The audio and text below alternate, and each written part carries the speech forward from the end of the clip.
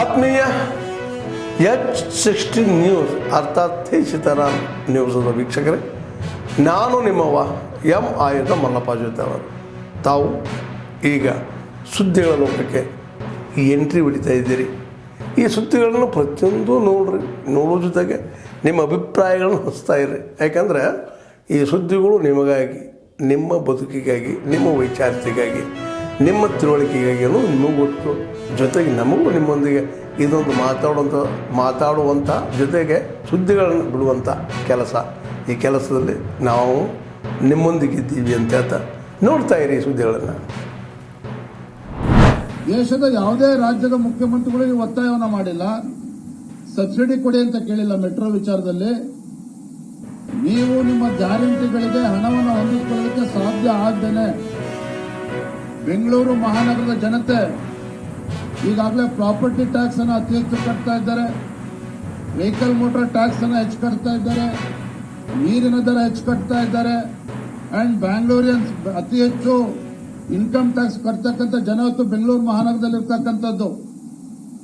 ಇವತ್ತು ಮೆಟ್ರೋ ಅಂತ ಹೇಳಿದ್ರೆ ಸಾಮಾನ್ಯ ಜನರು, ಎಲ್ಲ ವರ್ಗದ ಜನರು ಕೂಡ ಬಳಸ್ತಾರೆ ಅಂತ ಮೆಟ್ರೋ ದರವನ್ನ ಜಾಸ್ತಿ ಮಾಡಬೇಕು ಅಂತ ತೀರ್ಮಾನ ಮಾಡಿರ್ತಕ್ಕಂಥ ಹಿಂದೆ ಉದ್ದೇಶ ಇವರ ಗ್ಯಾರಂಟಿಗಳಿಗೆ ಹಣ ಹೊಂದಿಸೋದಕ್ಕೆ ಸಾಧ್ಯ ಆಗದೇನೆ ಈ ರೀತಿ ಬೇಕಾಬಿಟ್ಟಿ ನಿರ್ಧಾರವನ್ನ ಕೈಗೊಳ್ತಕ್ಕಂಥ ಕೆಲಸ ಇವತ್ತು ರಾಜ್ಯ ಸರ್ಕಾರ ಮಾಡ್ತಾ ಇದೆ. ಇವರ ಹುಳುಕನ್ನ ಮುಚ್ಚಿ ಹಾಕಿಕೊಳ್ತಕ್ಕಂಥ ಸಲುವಾಗಿ ಕೇಂದ್ರ ಸರ್ಕಾರದ ಬಗ್ಗೆ ಬಟ್ಟು ತೋರಿಸ್ತಕ್ಕಂಥ ಚಾಳೆಯನ್ನು ಕಳೆದ 2 ವರ್ಷಗಳಿಂದ ಮಾಡ್ಕೊಂಡು ಬಂದಿದ್ದಾರೆ. ಮೆಟ್ರೋ ದರ ಏರಿಕೆ ವಿಚಾರದಲ್ಲೂ ಕೂಡ ಅದೇ ಚಾಳೆಯನ್ನು ಮುಂದುವರಿಸಿದ್ದಾರೆ.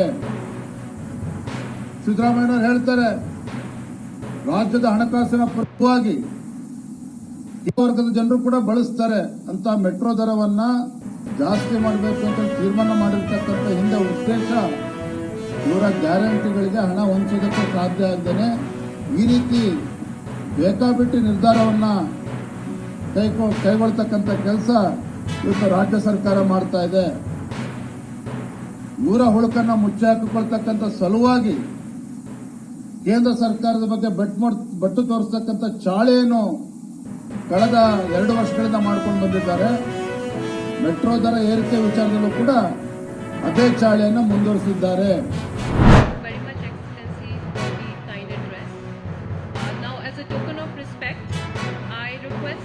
Amin Abdul Rahman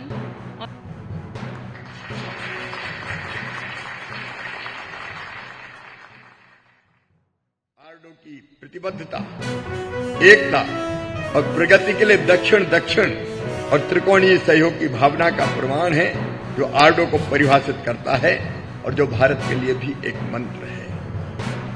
कार्यकारी समिति की बैठक का 77वां सत्र निश्चित रूप से आगामी मंत्री स्तरीय सम्मेलन के लिए आधार बनेगा. और जब आरडो के अपने विविध कार्यक्रमों का विश्लेषण करेगा और एक और महत्वाकांक्षी त्रिवर्षीय अवधि 2025 से 2027 पर विचार करेगा, जिसमें आरडो के कार्यनीतिक ढांचे का व्यापक मध्यावधि मूल्यांकन और समीक्षा शामिल होगी.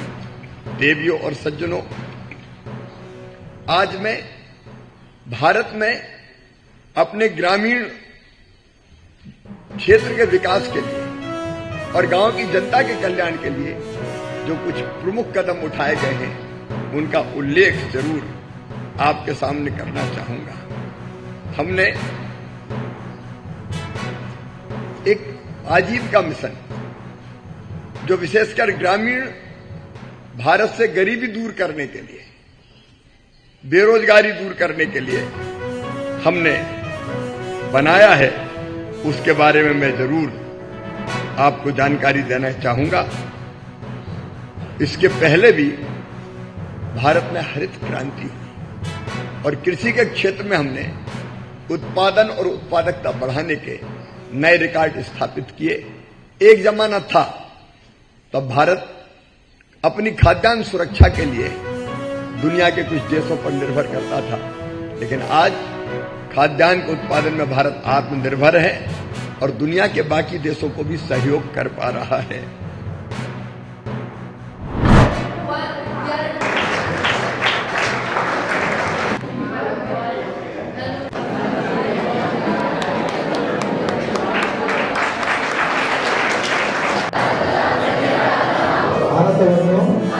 ಸಾಮಾಜಿಕ ಆರ್ಥಿಕ ಶ್ರದ್ಧೆ ಮತ್ತು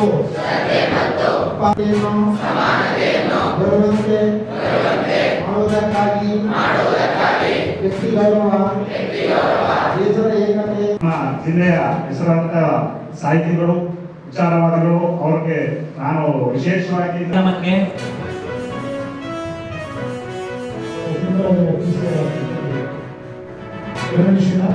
ಸಿವಿಲ್ ರೈಟ್ಸ್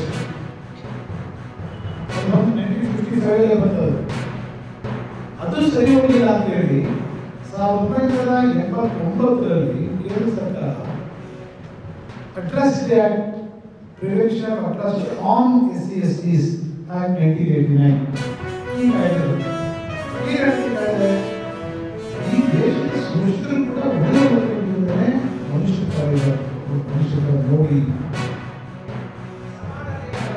ಆರ್ಟಿಕಲ್ 14ರಿಂದ 19ರವರೆಗೆ ಇದೆ.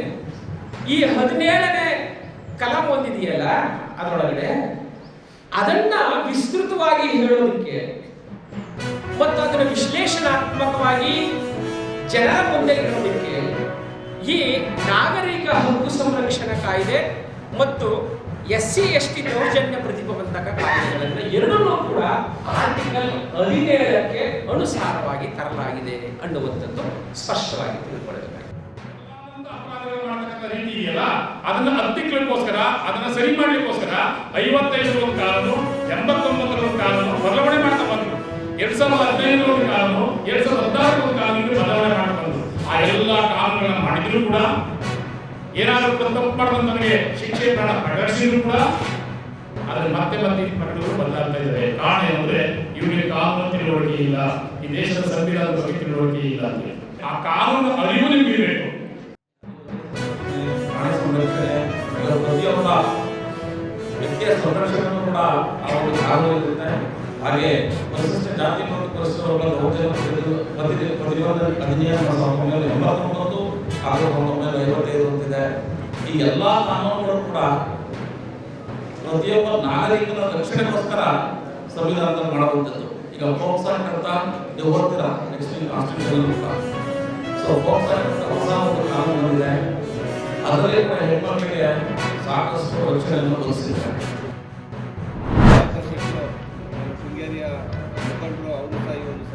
ಕೇಂದ್ರದ ನಾಯಕರುಗಳು, ಅದರಲ್ಲೂ ಭಾರತೀಯ ಜನತಾ ಪಾರ್ಟಿಯ ನಾಯಕರುಗಳು ಸನ್ಮಾನ್ಯ ಶ್ರೀ ದೇವೇಗೌಡರು ಸಾಹೇಬರಿಗೆ ಎಷ್ಟು ಗೌರವಯುತವಾಗಿ ನಡೆಸ್ಕೊಳ್ತಾ ಇದ್ದಾರೆ ಅಂತಕ್ಕಂಥದ್ದನ್ನ ಬಹುಶಃ ತಾವೆಲ್ಲರೂ ಗಮನಿಸಿರ್ಬೋದು. ಅಷ್ಟೇ ಅಲ್ಲ, ಎರಡು ಪಕ್ಷದ ನಾಯಕರುಗಳು ಚುನಾವಣೆ ಬಂದಂತ ಸಂದರ್ಭದಲ್ಲಿ ಕೂತು ಚರ್ಚೆಯನ್ನ ಮಾಡಿ ಪಕ್ಷದ ಚೌಕಟ್ಟಿನಲ್ಲಿ ಒಟ್ಟಾರೆಯಾಗಿ ಎರಡು ಕಾರ್ಯಕರ್ತರುಗಳಿಗೆ ಎಲ್ಲೂ ಕೂಡ ಮನಸ್ಸಿಗೆ ಬೇಸರ ಆಗಬಾರ್ದು. ಯಾಕೆಂದ್ರೆ ಕಳೆದ ಸಂಸತ್ ಚುನಾವಣೆಯಲ್ಲಿ ತಾವೆಲ್ಲ ಗಮನಿಸಿರ್ಬೋದು, ಎರಡು ಪಕ್ಷದ ಕಾರ್ಯಕರ್ತರು ಅತ್ಯಂತ ಆರೋಗ್ಯಕರವಾದಂತ ಚುನಾವಣೆಯನ್ನ ಮಾಡಿರ್ತಕ್ಕಂಥದ್ದು ಬಹುಶಃ 19 ಸಂಸದರನ್ನ ಇವತ್ತು ಕರ್ನಾಟಕ ರಾಜ್ಯದಿಂದ ಆಯ್ಕೆ ಮಾಡಿರ್ತಕ್ಕಂಥ ಉದಾಹರಣೆ ನಮ್ಮ ಕಣ್ಮುಂದೆ ಇದೆ. ಆತ್ಮೀಯರೇ, ಎಲ್ಲ ಸುದ್ದಿಗಳನ್ನು ನೋಡಿದ್ರಲ್ಲ, ಏನು ಅನಿಸ್ತು ನಿಮಗೆ?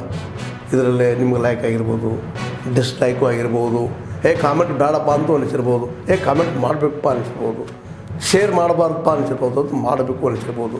ಏನಾದರೂ ಆಗಲಿ ಶೇರ್ ಮಾಡ್ತಾಯಿರಿ, ಈ ನ್ಯೂಸ್ಗಳನ್ನ ಹಂಚ್ತಾ ಇರಿ, ಜೊತೆಗೆ ಇದಕ್ಕೆ ಸಬ್ಸ್ಕ್ರೈಬ್ ಆಗ್ತಾಯಿರಿ ಅಂತ ಹೇಳ್ತಾ H16 ನ್ಯೂಸ್ ಅರ್ಥಾತ್ ಹೇ ಸೀತಾರಾಮ್, ಇದು ಸತ್ಯದ ಕೈಗೆ ನಡಿ. ವಂದನೆಗಳು.